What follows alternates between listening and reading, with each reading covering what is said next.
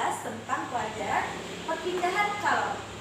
Nah, di pelajaran perpindahan kalor ini kita akan membahas 5 materi ini. Yang pertama adalah panas atau kalor, yang kedua adalah suhu, yang ketiga pengaruh panas terhadap benda, yang keempat perpindahan panas, dan yang terakhir konduktor dan isolator panas. Materi yang pertama yang akan Ibu bahas adalah panas atau kalor. Nah, anak-anak Ibu yang cantik-cantik dan ganteng-ganteng ini pasti sudah sering berjalan di bawah teriknya matahari. Kira-kira apakah yang tubuh kalian rasakan saat kalian berjalan di bawah teriknya matahari? Nah, tentunya tubuh kalian akan merasakan panas. Panas tersebut berasal dari sinar matahari. Panas disebut juga dengan kalor. Nah, anak-anak Ibu yang cantik-cantik dan ganteng-ganteng ini, tahukah kalian apa saja sumber-sumber panas atau kalor yang ada di sekitar kalian? Perlu kalian ketahui bahwa sumber panas adalah segala sesuatu yang dapat menghantarkan panas. Nah, Ibu akan memberikan contoh-contoh sumber panas yang ada di sekitar kita. Contoh sumber panas. Yang pertama itu ada matahari. Yang kedua api unggun. Yang ketiga kompor menyala. Yang keempat panas bumi. Yang kelima korek api menyala. Nah, ini adalah beberapa contoh dari sumber panas yang ada di sekitar kita. Yang pertama ada matahari, yang kedua api unggun, yang ketiga kompor yang menyala, yang keempat ada panas bumi, yang kelima ada korek api menyala, dan banyak lagi contoh-contoh sumber panas yang lainnya yang ada di sekitar kita. Nah, anak-anak, panas atau kalor memiliki banyak sekali manfaat bagi kehidupan manusia. Tanpa adanya panas, manusia tidak bisa hidup. Nah, manfaat panas yang pertama itu adalah manfaat panas. Yang pertama,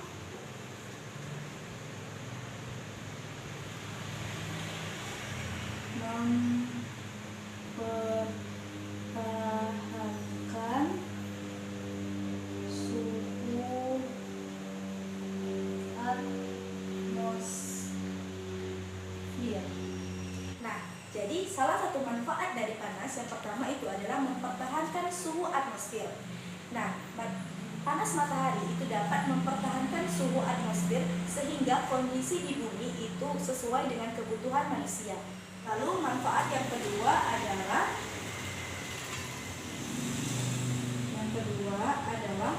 menguapkan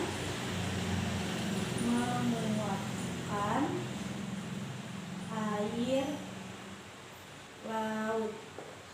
Nah, manfaat kedua ialah menguapkan air laut.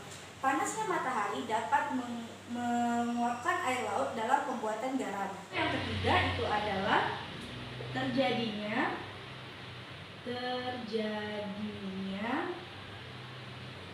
siklus air dan perubahan musim. Nah, anak-anak, jadi panasnya matahari juga dapat menyebabkan terjadinya siklus air dan perubahan musim. Lalu yang keempat itu adalah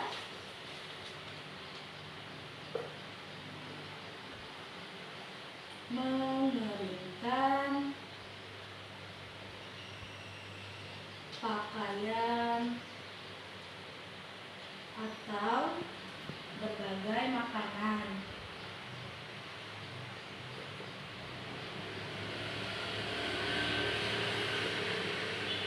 Nah, jadi manfaat dari matahari juga itu dapat mengeringkan pakaian. Jadi kalau pakaian kita basah dan baru saja dicuci, kita biasanya mengeringkan pakaian. Nah, mengapa pakaian kita bisa kering? Karena bantuan dari sinar matahari. Lalu juga bisa mengeringkan berbagai dilakukan seperti mengeringkan ikan atau mengeringkan gabah kering dan masih banyak lagi. Nah, materi yang kedua yang akan kita bahas adalah suhu. Suhu merupakan ukuran derajat panas atau dinginnya suatu benda. Nah, anak-anak, tinggi atau rendahnya suatu suhu dapat diukur menggunakan termometer. Termometer.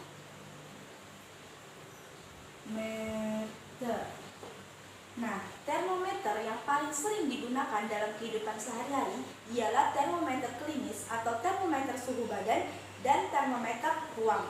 Suhu dapat dinyatakan dalam 3 satuan. Yang pertama itu adalah Celsius, yang kedua Fahrenheit,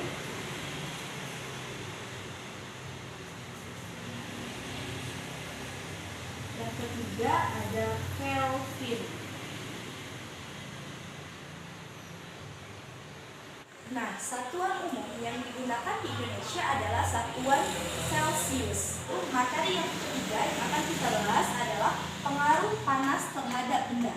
Nah, anak-anak ibu yang cantik-cantik dan ganteng-ganteng, jadi panas atau kalor itu dapat mempengaruhi suatu benda. Suatu benda dapat mengalami perubahan jika diberi atau kehilangan panas. Nah, di dalam pengaruh panas terhadap benda ini ada 2 istilah, yaitu pemuaian dan penyusutan. Pemuaian adalah bertambahnya ukuran atau volume suatu benda karena menerima panas.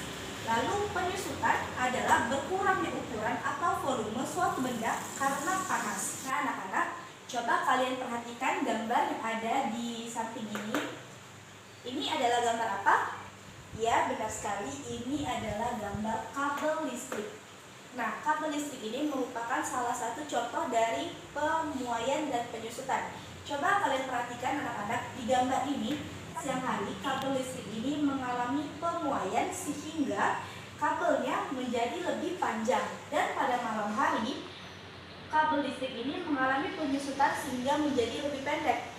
Nah, itulah mengapa kabel listrik di sekitar jalan kita dibuat agak kendor untuk menghindari putusnya kabel pada malam hari ketika mengalami penyusutan atau kabelnya menjadi lebih pendek. Nah, lalu contoh yang kedua, ini ibu terdapat gambar apa? Ya, gambar rel kereta api. Nah, pada siang hari rel kereta api ini mengalami pemuaian sehingga terjadinya pertambahan panjang. Nah, coba kalian perhatikan anak-anak, di sini terdapat celah. Nah, dengan adanya celah ini menyebabkan tidak terjadinya tabrakan antara 2 batang rel yang berdekatan, sehingga menyebabkan tidak bengkoknya rel kereta. Lalu pada malam hari, rel kereta ini akan mengalami penyusutan sehingga rel kereta menjadi lebih pendek. Itulah yang terjadi apabila benda mendapatkan panas atau kehilangan panas. Keempat, kita akan membahas tentang perpindahan panas. Anak-anak ibu yang cantik-cantik dan ganteng-ganteng, jika kalian berada di dekat api, otomatis badan kalian akan merasakan panas. Nah, peristiwa ini menunjukkan bahwa panas atau kalor itu bisa berpindah tempat. Panas berpindah karena adanya perbedaan suhu antara 2 benda atau lebih. Nah, anak-anak ibu, perlu kalian ketahui bahwa perpindahan panas itu bisa terjadi dalam 3 cara, yaitu pertama dengan cara konduksi, yang kedua konveksi, dan yang ketiga radiasi. Konduksi adalah perpindahan panas yang tidak diikuti zat perantaranya. Lalu yang kedua adalah konveksi. Konveksi adalah perpindahan panas yang diikuti oleh zat perantaranya. Lalu yang ketiga ada radiasi. Radiasi adalah perpindahan panas tanpa adanya zat perantara. Yang pertama, ibu akan memberikan contoh dari perpindahan panas melalui konduksi. Contoh yang pertama itu ujung batang logam akan terasa panas jika ujungnya yang lain dipanaskan. Nah, coba kalian lihat contoh dari gambar ini. Gambar apakah ini? Ya, gambar seseorang yang sedang memanaskan logam di atas api. Nah, jika kalian melakukan kegiatan ini, lama-kelamaan tangan kalian akan merasakan panas. Mengapa? Karena panas dari api ini akan menjalar perlahan melalui logam ini dan akhirnya panasnya akan sampai pada tangan kalian. Inilah yang disebut peristiwa konduksi. Perpindahan panas dengan melalui zat perantaranya, yaitu perpindahan panas dari logam ini sampai pada tangan. Lalu contoh yang kedua, ada knalpot akan panas ketika mesin motor dinyalakan. Yang ketiga, mentega akan meleleh ketika diletakkan di wajan yang panas. Nah, ini juga contoh-contoh dari konduksi, yaitu knalpot akan panas ketika mesin motor dinyalakan dan mentega akan meleleh ketika diletakkan di wajan yang panas, dan banyak lagi peristiwa-peristiwa konduksi yang lainnya yang ada di sekitar kita. Lalu yang kedua, Ibu akan membahas tentang contoh dari konveksi. Nah, yang pertama itu contohnya ada memanaskan air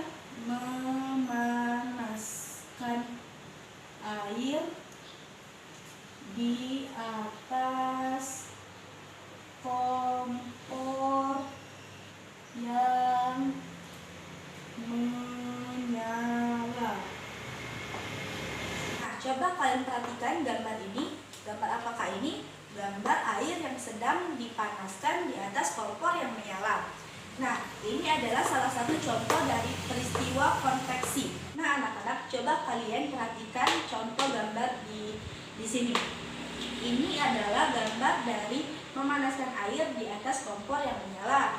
Jika anak-anak memasak air di atas kompor yang menyala, maka bagian bawah dari panci ini akan panas terlebih dahulu. Nah, panas di bawah sini akan perlahan-lahan naik ke atas. Partikel-partikel yang dari bawah sini perlahan naik ke atas sehingga seluruh dari air ini menjadi panas. Nah, inilah yang disebut dari peristiwa konveksi, yaitu peristiwa perpindahan panas melalui zat yang diikuti oleh partikel-partikel zat di dalamnya. Lalu contoh kedua dari konveksi itu adalah terjadinya angin laut pada siang hari dan terjadinya angin darat pada malam hari. Contoh yang ketiga, asap pabrik yang naik melalui cerobong asap. Nah, ini ya salah satu contoh dari konveksi, yaitu yang pertama tadi memanaskan air di atas kompor yang menyala, yang kedua terjadinya angin laut pada siang hari dan terjadinya angin darat pada malam hari, yang ketiga asap pabrik yang naik melalui cerobong asap. Lalu yang ketiga, Ibu akan menjelaskan tentang contoh dari radiasi. Yang pertama adalah panas api unggun dapat dirasakan langsung oleh tubuh. Yang kedua, pakaian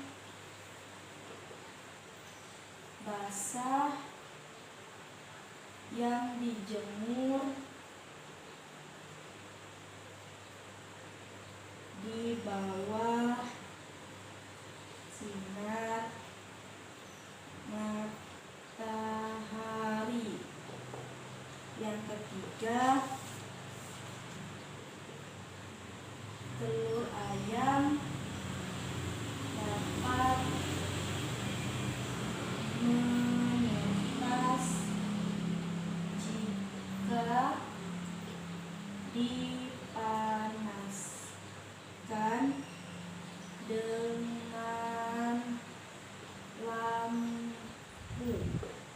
Nah, ini dia beberapa contoh dari radiasi. Yang pertama adalah panas api unggun dapat dirasakan langsung oleh tubuh kita. Coba kalian perhatikan gambar di samping ini. Ini adalah gambar dari contoh radiasi api unggun dapat dirasakan langsung oleh tubuh kita. Mengapa peristiwa ini terjadi? Karena perpindahan radiasi adalah perpindahan panas tanpa melalui zat perantara. Jadi panas dari api unggun ini dapat kita rasakan langsung dengan ke tubuh kita tanpa adanya zat perantara. Lalu yang kedua adalah pakaian basah yang dijemur di bawah matahari.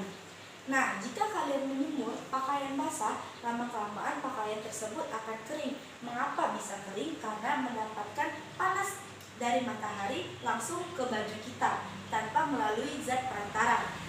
Dan yang ketiga ada telur ayam dapat menetas jika dipanaskan dengan lampu. Sama seperti yang kedua dan yang pertama tadi, telur ayam dapat menetas jika dipanaskan dengan lampu. Jadi dari telur ayam tersebut langsung mendapatkan panas dari lampu tanpa melalui zat perantara. Materi yang terakhir yang akan kita bahas adalah konduktor dan isolator panas.